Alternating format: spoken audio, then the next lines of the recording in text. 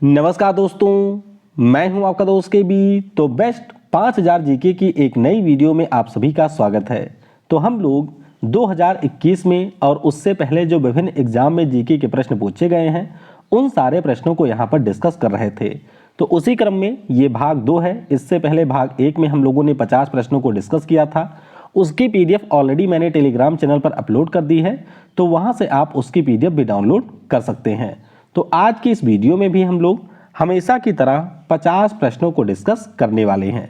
Video की हम शुरुआत करें उससे पहले एक बार मैं आपको फिर बता दूं कि 27 फरवरी को अनअकैडमी के ऊपर एक बहुत ही बड़ा स्कॉलरशिप टेस्ट होने वाला है। तो अगर आप एसएससी, रेलवे या फिर बैंक एग्जाम की तैयारी कर रहे हैं तो आप इस टेस्ट में हिस्सा ले सकते हैं। देखिए, जो बैंक का टेस्ट है वो दिन में 10 बजे होगा, एसएससी वाला टेस्ट दिन में 2 बजे होगा और रेलवे वाला टेस्ट शाम को होगा 5 बजे। तो इसमें हिस्सा आप लोग जरूर लीजिए क्योंकि ये बिल्कुल फ्री टेस्ट है। अगर आपकी रैंक 1 आती है तो आप लैपटॉप जीत सकते हैं, रैंक 2 से 6 के बीच में आती है तो आप स्मार्टफोन जीत सकते हैं, रैंक आपकी 7 से 16 के बीच में आती है तो आप लोग वायरलेस ईयरपॉड्स जीत सकते हैं। नीचे डिस्क्रिप्शन में और पिन कमेंट में आपको एक लिंक मिलेगी, उस पर क्लिक करके आप इन तीनों टेस्ट में एनरोल कर लीजिए। अगर आपसे कोई कोड पूछा जाएगा तो आप लोग इंटर करिएगा कोड KV10। इससे आप लोग इस टेस्ट में फ्री में एनरोल कर सकते हैं। बाकी फरवरी महीने में अनअकैडमी के ऊपर बहुत ही शानदार ऑफर चल रहे हैं। तो अगर आप अनअकैडमी का कोई कोर्स परचेज करना चाहते हैं तो उसके लिए सिंपली आप मेरे इस व्हाट्सएप नंबर के ऊपर कांटेक्ट कर सकते हैं और अनअकैडमी के ऊपर जितने भी कोर्स हैं उस पर आप 25 से 30% तक का डिस्काउंट भी अवेल कर सकते हैं। अनअकैडमी के ऊपर मेरी लाइव क्लास भी होती है। अगर आप डेली मेरे साथ में टेस्ट देना चाहते हैं, डेली कुछ ना कुछ नया सीखना चाहते हैं तो आप मेरी इस क्लासेज को भी ज्वाइन कर सकते हैं। ये आपके लिए बिल्कुल फ्री है और सभी क्लास की पीडीएफ भी आपको मिलती है। ज्वाइन करने के लिए नीचे डिस्क्रिप्शन में आपको मेरी प्रोफाइल का लिंक मिलेगा, बस उस पर क्लिक करके आप मुझे अनअकैडमी के ऊपर फॉलो कर लीजिए। तो चलिए अब इस वीडियो की हम शुरुआत करते हैं। पहला प्रश्न है कि रेल बजट डैश डैश। अब देखिए 4 आपको ऑप्शन दिए गए हैं, उसके हिसाब से इसे चुनना है। तो अगर हम लोग वर्तमान परिदृश्य की बात करते हैं तो जो हमारा रेल बजट है वो आपके केंद्रीय बजट का ही हिस्सा होता है, यानी कि यह आपके केंद्रीय बजट का भाग है। ऑप्शन यहाँ पर सी हो जाएगा करेक्ट। ध्यान रखिएगा कि 2016 के पहले तक आपका रेल बजट और यूनियन बजट दोनों अलग अलग होते थे, लेकिन मोदी गवर्नमेंट ने 2016 में ये डिसीजन लिया कि अब जो हमारा रेलवे बजट होगा वह इसी यूनियन बजट के साथ में मर्ज हो जाएगा। तो ध्यान रखिएगा, ऑप्शन यहाँ पर सी हो जाएगा करेक्ट। अगला प्रश्न है कि रोग पैदा करने वाले सूक्ष्म जीवों को नष्ट करने और दूध की वैधता को बढ़ाने के लिए किस प्रक्रिया का उपयोग किया जाता है? तो ये तो शायद आप सभी को पता होगा। इस प्रक्रिया को कहते हैं पाश्चुरीकरण। क्या कहते हैं? पाश्चुरीकरण या पाश्चुराइजेशन। ऑप्शन यहाँ पर बी हो जाएगा करेक्ट। तो आपको पता होगा कि इस प्रक्रिया के अंतर्गत हम लोग पहले दूध को गर्म करते हैं और उसके बाद में इसे करते हैं ठंडा। तो इस प्रकार से आपकी पाश्चुराइजेशन की क्रिया होती है। ऑप्शन बी हो जाएगा करेक्ट। अगला प्रश्न है कि निम्नलिखित में से कौन स्वतंत्र भारत के पहले कानून मंत्री थे? तो अगर हम लोग भारत के पहले कानून और न्याय मंत्री की बात करें तो वो हमारे भारतीय संविधान के जनक थे, यानी कि डॉक्टर भीमराव अंबेडकर जी हमारे पहले कानून और न्याय मंत्री थे। तो ऑप्शन यहाँ पर सी होगा करेक्ट। आपको ध्यान रखना है कि जवाहरलाल नेहरू साहब हमारे देश के पहले पीएम थे और अबुल कलाम आज़ाद साहब की बात करें तो ये हमारे शिक्षा मंत्री थे। तो ये चीज़ें आपको ध्यान रखनी है। अगला प्रश्न है कि चिपको आंदोलन जो कि 1973 में शुरू हुआ था, ये सबसे पहले आपके कहां पर शुरू हुआ था? तो ध्यान रखिएगा 1973 में उत्तराखंड जो है वो आपके उत्तर प्रदेश का हिस्सा था।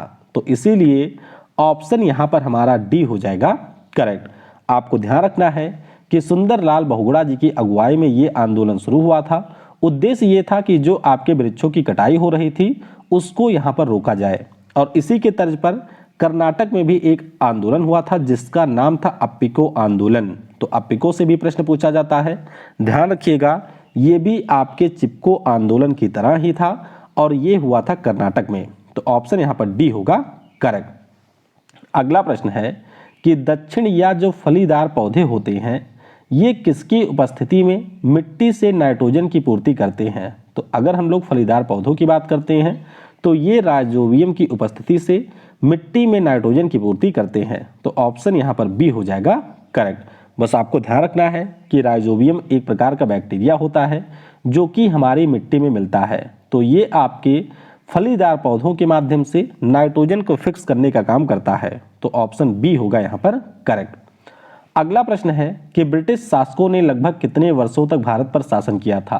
तो देखिए, ब्रिटिश सल्तनत की अगर हम लोग बात करते हैं या ब्रिटिश राजशाही की बात करें तो पहले तो इन्होंने व्यापार शुरू किया था 1600 में आने के बाद में, और उसके बाद 1757 में जब हमारा युद्ध होता है प्लासी वाला, तो उसके बाद में इन्होंने शासन करना शुरू कर दिया था। और उस लिहाज से देखें तो 1947 तक शासन किया था, यानी कि लगभग 200 वर्षों तक इनका शासन रहा था, यानी कि ऑप्शन ए हो जाएगा करेक्ट। अगला प्रश्न है कि डैश डैश साम्राज्य का जो शासन काल है इसको भारतीय सभ्यता का स्वर्ण युग कहा जाता है। तो ध्यान रखेंगे इसके बारे में, ये हमारा है गुप्ता पीरियड। कौन सा? जो हमारे भारत में गुप्त काल रहा था उसे भारतीय सभ्यता का स्वर्ण काल कहा जाता है। रीजन क्या है? क्योंकि इस समय आपके बहुत सारे इन्वेंशन हुए थे, विज्ञान में कई सारी डिस्कवरी हुई थी, फिर मैथमेटिक्स की बात करें, साहित्य की बात करें, आर्ट की बात करें, तो इन सभी में बहुत सारे अच्छे और महत्वपूर्ण खोज हुए थे। तो ऑप्शन ए हो जाएगा यहाँ पर करेक्ट। अगला प्रश्न है कि भारत में गरीबी रेखा को मापने के लिए उपयोग किया जाने वाला एक निर्वाह कारक कौन सा है? तो भैया देखिए, इंटरनेट तो हम लोग चेक नहीं करेंगे, परिवहन की बात नहीं होगी, समानता की बात नहीं होगी। जब हम लोग गरीबी रेखा की बात करते हैं तो सिर्फ हम लोग बात करेंगे शिक्षा की, क्योंकि अगर किसी भी व्यक्ति को बेहतर शिक्षा मिल जाए तो न केवल वो अपने परिवार को, स्वयं को, बल्कि अपने समाज को भी गरीबी रेखा से बाहर ला सकता है। तो ऑप्शन सी हो जाएगा यहाँ पर करेक्ट। अगला प्रश्न है कि विश्व की सबसे गहरी झील कौन सी है? तो विश्व की सबसे गहरी झील की बात करते हैं तो इसका नाम है लेक बैकाल। कहाँ पर है ये झील? तो ये आपको रसिया में देखने को मिलेगी। ध्यान रखिएगा, विश्व की सबसे पुरानी झीलों में से एक है, ताजे पानी की झील है और ये मिलेगी रसिया में। तो सी हो जाएगा करेक्ट। अगला प्रश्न है, घुमुरा नाम का जो लोक नृत्य है ये आपके कौन से राज्य से संबंधित है? तो घुमुरा की अगर हम लोग बात करते हैं तो ये आपके उड़ीसा राज्य का फोक डांस है। कहाँ का है? उड़ीसा का ये फोक डांस है, यानी कि ऑप्शन डी हो जाएगा यहाँ पर करेक्ट। अच्छा, एक आपका झूमर भी होता है, तो ध्यान रखिएगा, जो झूमर नाम का डांस है ये आपके राजस्थान का है, लेकिन घुमरा की बात करें तो ये उड़ीसा का है, यानी कि ऑप्शन डी होगा करेक्ट। अगला प्रश्न है, एक व्यक्ति जो धार्मिक संस्थानों से राज्य को अलग करने की वकालत करता है, ऐसे व्यक्तियों को आप क्या कहेंगे? देखिए, हम लोग अपनी आम जनमानस की भाषा में ऐसे को पागल या देशद्रोही भी कहते हैं, लेकिन ऐसे व्यक्तियों को कहा जाता है धर्मनिरपेक्षवादी। क्या कहा जाता है? धर्मनिरपेक्षवादी भी कहा जाता है इनको टेक्निकल टर्म में। ऑप्शन ए हो जाएगा फिलहाल के लिए करेक्ट। अगला प्रश्न है कि मटकी हमारे किस राज्य का नृत्य शैली है? तो मटकी की अगर हम लोग बात करते हैं तो ये आपके मध्य प्रदेश राज्य की नृत्य शैली है। कहाँ की है? एमपी की नृत्य शैली है जिसका नाम मटकी है। ऑप्शन आपका बी होगा यहाँ पर करेक्ट। तो मुख्य रूप से जो मध्य प्रदेश का मालवा रीजन है वहाँ पर इस डांस को हमारे लेडीज के ग्रुप के द्वारा शादी में, जन्मदिन में या किसी विशेष मौके पर परफॉर्म किया जाता है। ऑप्शन बी होगा एमपी करेक्ट। अगला प्रश्न है कि आगा खान महल किस राज्य में स्थित है? तो अगर हम लोग आगा खान महल की बात करते हैं ये आपको मिल जाएगा महाराष्ट्र में। कहाँ पर है? ये देख सकते हैं, ये आगा खान महल है। इसका निर्माण मोहम्मद शाह आगा खान तृतीय ने करवाया था पुणे में। और ध्यान रखिएगा कि 1942 में जब भारत छोड़ो आंदोलन शुरू हुआ था तो उस समय महात्मा गांधी और उनकी पत्नी को यहीं पर बंद रखा गया था। तो ध्यान रखेंगे, ऑप्शन बी महाराष्ट्र होगा यहाँ पर करेक्ट। अगला प्रश्न है कि 1965 में जब भारत और पाकिस्तान के बीच में युद्ध हुआ था तो उस दौरान भारत का नेतृत्व करने वाले पीएम कौन थे? तो हमारे नेहरू चाचा की डेथ हो गई थी। उस समय देश के दूसरे पीएम थे लाल बहादुर शास्त्री जी। तो ध्यान रखेंगे, ऑप्शन ए हो जाएगा यहाँ पर करेक्ट।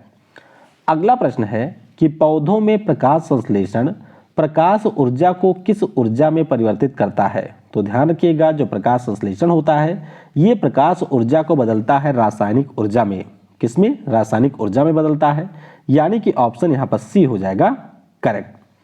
अगला प्रश्न है कि दक्षिण के चोल शासकों का प्रभाव काल क्या था? तो अगर हम लोग चोल शासकों की बात करते हैं तो इन्होंने आपके दक्षिण में शासन किया था 9वीं शताब्दी ईस्वी सन में। कब?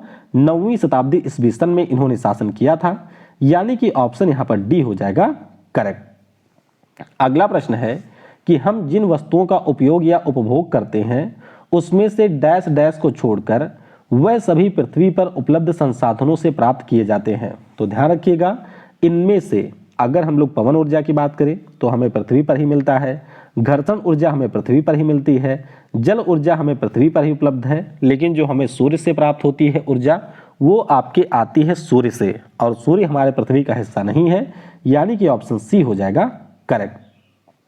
अगला प्रश्न है कि मुगल साम्राज्य के दौरान जो आपका जजिया कर है ये किसके ऊपर लगाया गया था? तो अगर हम लोग जजिया कर की बात करते हैं तो ये लगाया गया था गैर मुस्लिम नागरिकों पर। किसके ऊपर? गैर मुस्लिम नागरिकों के ऊपर इसे लगाया गया था, यानी कि ऑप्शन यहाँ पर बी हो जाएगा करेक्ट। आपको ध्यान रखना है कि अकबर ने जजिया कर को हटा दिया था और बाद में औरंगजेब के द्वारा इसको फिर से इंट्रोड्यूस कर दिया गया था। आप मुझे नीचे कमेंट में ये बताइएगा कि ऐसा पहला शासक कौन था जिसने भारत में जजिया कर को इंट्रोड्यूस किया था, यानी कि जिसने शुरुआत की थी, उसका नाम आपको नीचे कमेंट में बताना है। अगला प्रश्न है कि रणप्पा नाम का जो नृत्य कला है इसका संबंध किस राज्य से है? तो ये जो हमारी डांस फॉर्म है ये आपके उड़ीसा से है, यानी कि ऑप्शन यहाँ पर सी उड़ीसा हो जाएगा करेक्ट। तो देख सकते हैं डंडा नाता, छऊ हो गया, घुमरारू हो गया, उड़ीसी हो गया, ये सारे आपके उड़ीसा के डांस हैं। ऑप्शन यहाँ पर हमारा सी होगा करेक्ट। अगला प्रश्न है कि हरे शैवालों के हरित होने का कारण क्या है? तो ये तो छोटे बच्चों का प्रश्न है। क्लोरोफिल के कारण हरे शैवाल हमारे हरे होते हैं, तो ऑप्शन यहाँ पर बी हो जाएगा करेक्ट। अगला प्रश्न है कि निम्नलिखित में से कौन सा स्मारक है जो कि आपको दिल्ली में नहीं मिलेगा? तो स्मारक की बात हो रही है। ध्यान रखिएगा कि जो हमारा बुलंद दरवाजा है जिसको अकबर ने अपने गुजरात विजय के उपलक्ष्य में बनवाया था, ये आपको मिलेगा आगरा के पास फतेहपुर सीकरी में, लेकिन ये दिल्ली में नहीं है, यानी कि ऑप्शन आपका यहाँ पर ए हो जाएगा बुलंद दरवाजा करेक्ट। अगला प्रश्न है कि प्रार्थना समाज के संस्थापक कौन थे? तो प्रार्थना समाज की अगर हम लोग बात करते हैं तो इसके संस्थापक थे आत्माराम पांडुरंग। क्या नाम था? आत्माराम पांडुरंग इसके संस्थापक थे। अगर हम लोग स्वामी विवेकानंद जी की बात करें तो रामकृष्ण मिशन की स्थापना इन्होंने की थी। राजा राम मोहन राय की बात करते हैं तो इनके द्वारा ब्रह्म समाज की स्थापना की गई, आर्य समाज की स्थापना हुई थी, और दयानंद सरस्वती जी के द्वारा ब्रह्म समाज की स्थापना हुई थी। तो ध्यान रखिएगा ऑप्शन डी यहाँ पर होगा करेक्ट, यानी कि जो प्रार्थना समाज है इसकी स्थापना 31 मार्च 1867 को मुंबई में आत्माराम पांडुरंग के द्वारा की गई थी। तो डी हो जाएगा करेक्ट। अगला प्रश्न है कि किस सिख गुरु ने खालसा पंथ की स्थापना की थी? तो खालसा पंथ की जो स्थापना है ये हमारे सिख धर्म के आखिरी गुरु यानी कि गुरु गोविंद सिंह जी के द्वारा की गई थी। यहाँ पर ऑप्शन डी हो जाएगा करेक्ट। तो यह आप लोग देख सकते हैं 30 मार्च 1699 को इसकी स्थापना हुई थी हमारे गुरु गोविंद सिंह जी के द्वारा। तो ऑप्शन डी होगा करेक्ट। अगला प्रश्न है कि स्वराज मेरा जन्मसिद्ध अधिकार है और मैं इसे लेकर रहूंगा, ये किसने कहा है? तो ये तो बहुत ही सिंपल सा नारा है।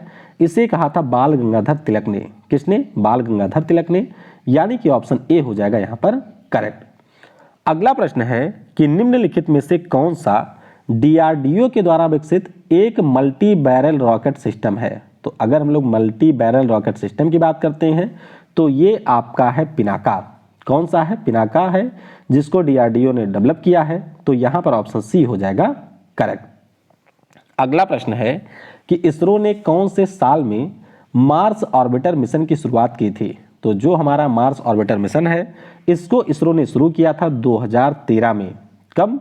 5 नवंबर 2013 को इस मिशन को लॉन्च किया गया था PSLV XL C-25 की मदद से। अच्छा, एक प्रश्न और ये भी पूछा जाता है कि इस हमारे इस मार्स मिशन ने कब आपके मंगल के ऑर्बिटर में प्रवेश किया था? तो इसने प्रवेश किया था 24 सितंबर 2014 को। तो दोनों डेट याद रखिएगा। ऑप्शन फिलहाल के लिए बी होगा करेक्ट। अगला प्रश्न है कि सेरीकल्चर शब्द निम्नलिखित में से किससे संबंधित है? तो सेरीकल्चर जो है वो आपके रेशम की खेती से संबंधित है, यानी कि यहाँ पर ऑप्शन डी हो जाएगा करेक्ट।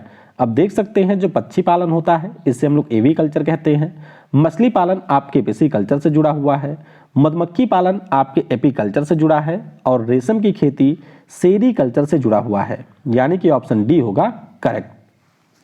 अगला प्रश्न है कि निम्नलिखित में से कौन सा देश बिम्स्टेक का सदस्य नहीं है। तो अगर हम लोग बिम्स्टेक की बात करते हैं तो जो हमारा मालदीव देश है ये आपके बिम्स्टेक का मेंबर नहीं है। कौन? मालदीव इसका मेंबर नहीं है, यानी कि ऑप्शन ए हो जाएगा करेक्ट। जब हम लोग बिम्स्टेक की बात करते हैं तो इसका पूरा नाम आपको जरूर ध्यान रखना है। इसका पूरा नाम होता है Bay of Bengal initiative for multi sectoral technical and economic cooperation, और इसमें आपको टोटल 7 देश देखने को मिलेंगे, जिसमें बांग्लादेश है, भूटान है, इंडिया है, म्यांमार है, नेपाल है, श्रीलंका है और थाईलैंड है, और ढाका में इसका हेडक्वार्टर स्थित है। तो यहाँ पर ए हो जाएगा करेक्ट। अगला प्रश्न है कि इनमें से दक्षिण अमेरिका महाद्वीप के कौन से 2 स्थलरुद्ध देश हैं। तो दक्षिण अमेरिका के 2 स्थलरुद्ध देश जो हैं इनमें से एक का नाम पराग्वे है, दूसरे का नाम है बोलीविया। तो डी हो जाएगा यहाँ पर करेक्ट। मैप में मैं आपको दिखा देता हूँ। देखिए ये आपका दक्षिण अमेरिका है, यहाँ पर आपको बोलीविया देश मिलेगा और यहाँ पर है पराग्वे। तो सिर्फ 2 देश ऐसे हैं जो कि यहाँ पे लैंडलॉक हैं। तो डी होगा करेक्ट।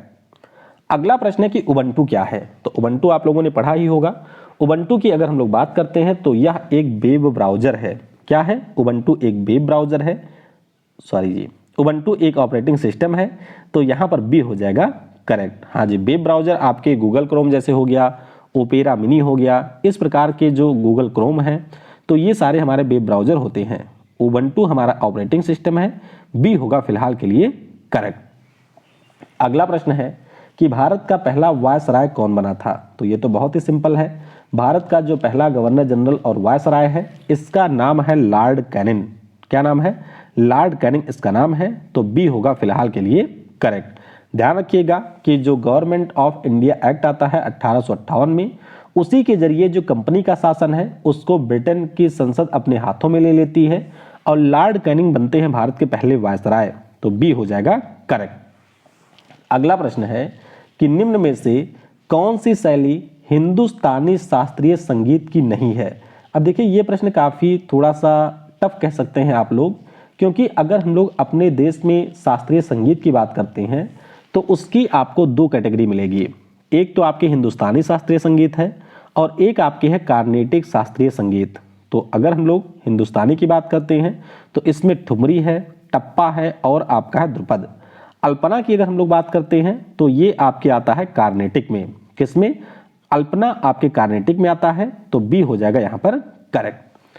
अगला प्रश्न है कि निम्नलिखित में से कौन सी भारत द्वारा विकसित सतह से सतह पर मार करने वाली अंतर महाद्वीपीय रेंज की बैलिस्टिक मिसाइल है। तो अगर हम इस मिसाइल की बात करें तो ये हमारा है अग्नि 5।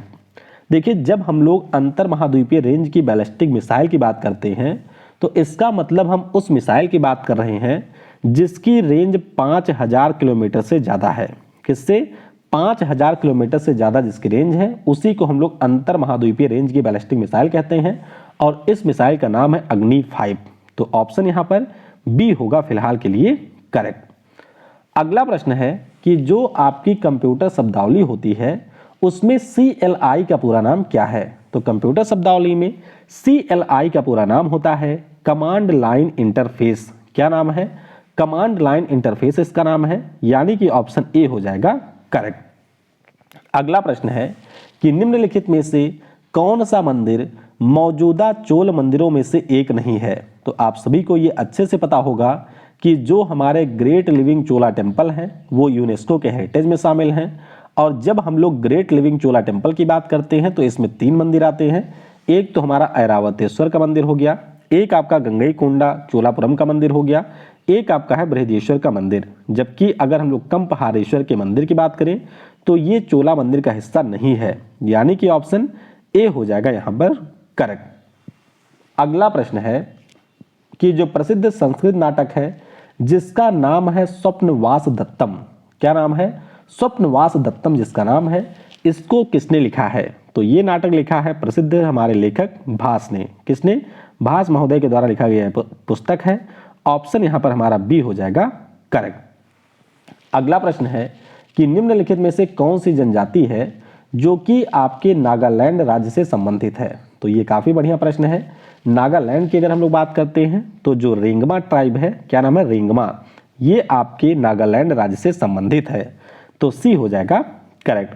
अब जो आपके पनार जनजाति है ये मेघालय की है, लिम्बू आपके सिक्किम की है, बोंडा आपके उड़ीसा की है और रेंगमा आती है नागालैंड में। तो ऑप्शन सी होगा करेक्ट। अगला प्रश्न है कि एशिया का जो सबसे बड़ा बस टर्मिनस है वो कौन सा है। तो एशिया का जो सबसे बड़ा बस टर्मिनस है ये आपको मिलेगा चेन्नई में। नाम क्या है, तो नाम इसका है मोफसिल बस टर्मिनस। क्या नाम है, मोफसिल बस टर्मिनस इसका नाम है। यानी कि ऑप्शन यहां पर ए हो जाएगा करेक्ट। तो ध्यान रखिएगा 37 एकड़ के एरिया में ये फैला हुआ है और ये आपको तमिलनाडु की राजधानी चेन्नई में देखने को मिलेगा। तो ए होगा फिलहाल करेक्ट। अगला प्रश्न है कि विक्रमादित्य किस प्रसिद्ध गुप्त शासक का एक अन्य नाम था। तो ध्यान रखिएगा कि जो हमारे चंद्रगुप्त द्वितीय हुआ करते थे, कौन, चंद्रगुप्त द्वितीय, जिनके दरबार में आपको नवरत्न देखने को मिलेंगे जैसे अकबर के दरबार में थे, उन्हीं का नाम था विक्रमादित्य। तो ऑप्शन ए हो जाएगा करेक्ट। अगला प्रश्न है कि अफ्रीका में जो विक्टोरिया जलप्रपात है ये आपको कौन सी नदी पर देखने को मिलेगा। तो विक्टोरिया जलप्रपात की बात करते हैं, ये आपको मिलेगा जाम्बेजी नदी पर। किस पे है, जाम्बेजी नदी के ऊपर है। यानी कि ऑप्शन यहाँ पर सी हो जाएगा करेक्ट। तो ये देख सकते हैं यहाँ पर आपको जाम्बेजी नदी मिलेगी और इसी के ऊपर आपको विक्टोरिया फॉल देखने को मिलेगा। तो ध्यान रखेंगे ऑप्शन यहाँ पर हमारा सी हो जाएगा करेक्ट। अगला प्रश्न है कि काकतीय राजवंश का अंत निम्नलिखित में से किसके द्वारा किया गया था। तो काकतीय राजवंश की बात करते हैं, इसका अंत किया था दिल्ली सल्तनत के शासकों ने। किसने, दिल्ली सल्तनत ने किया था। ऑप्शन सी हो जाएगा यहाँ पर करेक्ट। अब आपको ध्यान रखना है कि जो काकतीय राजवंश था ये आपको दक्षिण भारत में देखने को मिलेगा। इनकी जो राजधानी थी वह आपके वारंगल में थी। अगर हम लोग काकतीय राजवंश की बात करते हैं तो जो इसके आखिरी शासक थे उनको गियासुद्दीन तुगलक ने हरा दिया था और इसकी जो कैपिटल सिटी है उसके ऊपर कब्जा कर लिया था 1323 में। तो ध्यान रखिएगा दिल्ली सल्तनत ने काकतीय राजवंश को समाप्त किया था। तो सी हो जाएगा करेक्ट। अगला प्रश्न है कि जो हमारे कंप्यूटर में हार्ड डिस्क होती है ये किस प्रकार की स्टोरेज डिवाइस है। तो हार्ड डिस्क की अगर हम बात करें तो ये आपकी होती है सेकेंडरी स्टोरेज। क्या उनसी सेकेंडरी स्टोरेज होती है, क्योंकि इसमें आप लोग अपने डेटा को स्टोर करते हैं। बी होगा फिलहाल के लिए करेक्ट। अगला प्रश्न है कि किस भारतीय राज्य में आपको सबसे अधिक अभ्रक के भंडार देखने को मिलेंगे। तो सबसे अधिक अभ्रक का जो भंडार है वो आपको मिलेगा आंध्र प्रदेश में। कहां पर, आंध्र प्रदेश में माइका का सबसे ज्यादा रिजर्व है। ऑप्शन सी हो जाएगा यहां पर करेक्ट। अगला प्रश्न है कि 1 पेटाबाइट कितने के बराबर होता है। तो पेटाबाइट की अगर हम लोग बात करते हैं तो ये बराबर होता है 1024 टीबी के। किसके, 1024 टीबी के ये बराबर होता है। डी होगा करेक्ट। अब ये आपसे बहुत पूछा जाता है रेलवे वगैरह के एग्जाम में। तो ध्यान रखिएगा 1 KB 1024 बाइट के, 1 MB 1024 KB के, 1 GB 1024 MB के। तो ये सारी चीजें आपको ध्यान रखनी है। डी होगा फिलहाल करेक्ट। अगला प्रश्न है, ये देखिए काफी टफ प्रश्न है जो कि पिछले साल NTPC में पूछा गया था कि निम्नलिखित में से कौन सा संयुक्त राष्ट्र सतत विकास लक्ष्य जिम्मेदारी पूर्ण खपत और उत्पादन से संबंधित है। तो ये आपका संबंधित है हमारे SDG के गोल नंबर 12 से। किससे, गोल नंबर 12 से रिलेटेड है। ऑप्शन ए हो जाएगा करेक्ट। ध्यान रखिएगा कई बार आपसे यह भी पूछा जाता है कि SDG में कितने गोल हैं। तो इनके टोटल गोल की संख्या है 17। कितनी है, 17 इनकी संख्या है। और 12वें नंबर पर आपको आता है रिस्पॉन्सिबल कंजम्पशन एंड प्रोडक्शन, ये 12वें नंबर पर है। नो पॉवर्टी पहले पर आता है, जीरो हंगर आपका दूसरे पर है। इसी प्रकार से स्वास्थ्य आपके तीसरे पर है और शिक्षा इसमें आपको मिलेगा चौथे पर। ये जो आपके 17 SDG गोल हैं इनको 2030 तक अचीव करना है, ये भी ध्यान रखेंगे। तो ए हो जाएगा करेक्ट। अगला प्रश्न है कि इडुक्की बांध किस नदी के ऊपर बनाया गया है। तो इडुक्की डैम आपको केरल में मिलेगा और ये बना हुआ है पेरियार नदी पर। किस पे है, पेरियार नदी पर है। यानी कि ऑप्शन सी हो जाएगा करेक्ट। अगला प्रश्न है कि विश्व में गेहूं का सबसे बड़ा उत्पादक देश कौन सा है? तो गेहूं का जो सबसे ज्यादा उत्पादन है वो हमारा पड़ोसी चाइना करता है। चावल भी सबसे ज्यादा वही उगाता है, यानी कि ऑप्शन यहां पर डी होगा करेक्ट। क्या हो जाएगा? डी होगा फिलहाल के लिए करेक्ट। तो चाइना सबसे ज्यादा गेहूं का उत्पादन करता है और दूसरे नंबर पर आता है हमारा देश भारत। अगला प्रश्न है कि निम्नलिखित में से कौन सी एक प्रक्षेपण वाहन तकनीक नहीं है, यानी कि इसमें से कौन सा आपके इसरो का रॉकेट नहीं है? तो ध्यान रखिएगा, इसका नाम है MSLV। PSLV का मतलब है polar satellite launch vehicle, ASLV का मतलब है augmented satellite launch vehicle, GSLV का मतलब है जियो सिंक्रोनस सैटेलाइट लॉन्च व्हीकल, जबकि MSLV कुछ भी नहीं है। तो डी होगा यहां पर करेक्ट। अगला प्रश्न है कि लोकसभा अध्यक्ष का जो चुनाव है ये किसके द्वारा किया जाता है? तो लोकसभा अध्यक्ष के अगर हम लोग चुनाव की बात करते हैं तो ये किया जाता है जब हमारी नई संसद बनती है। तो जो भी हमारे नए संसद चुन करके आते हैं उन्हीं के द्वारा लोकसभा का जो स्पीकर होगा उसका चुनाव किया जाता है। तो ध्यान रखिएगा, ऑप्शन डी होगा यहां पर करेक्ट। आखिरी प्रश्न है जो कि काफी ज्यादा महत्वपूर्ण भी है कि भारत की जो कोर सेक्टर इंडस्ट्रीज है उसमें इनमें से क्या शामिल नहीं है? पहले आप यही ध्यान रखिएगा कि कोर सेक्टर इंडस्ट्रीज की जब हम बात करते हैं तो टोटल हमारे देश में इनकी संख्या 8 है। कौन कौन सी? तो फिलहाल यहाँ पर चीनी करेक्ट होगा। कौन कौन सी है ये जान लीजिए। तो कोल है, क्रूड ऑयल है, नेचुरल गैस है, फिर रिफाइनरी है जिसका सबसे बड़ा वेटेज है, फिर आपका स्टील आता है, सीमेंट है, फर्टिलाइजर है और आपकी है इलेक्ट्रिसिटी। तो ये हमारे 8 कोर सेक्टर हैं। इसके बारे में आपको ध्यान रखना है, चीनी इसमें शामिल नहीं है। तो ऑप्शन सी हो जाएगा यहां पर करेक्ट। तो इस प्रकार से हमने आज पार्ट 2 में भी टोटल 50 प्रश्नों को डिस्कस किया है। वीडियो आपको कैसी लगी है ये आप लोग कमेंट में बता सकते हैं और कल से मैं कोशिश करूंगा कि वीडियो के लास्ट में आपको 5 वन लाइनर क्वेश्चन भी दिए जाएं जिनका उत्तर आप लोग करेंगे नीचे कमेंट सेक्शन में। तो वीडियो को समय देने के लिए आपको बहुत बहुत धन्यवाद। जय हिंद, जय भारत और सबसे जरूरी, पढ़ेगा भारत तो बढ़ेगा भारत।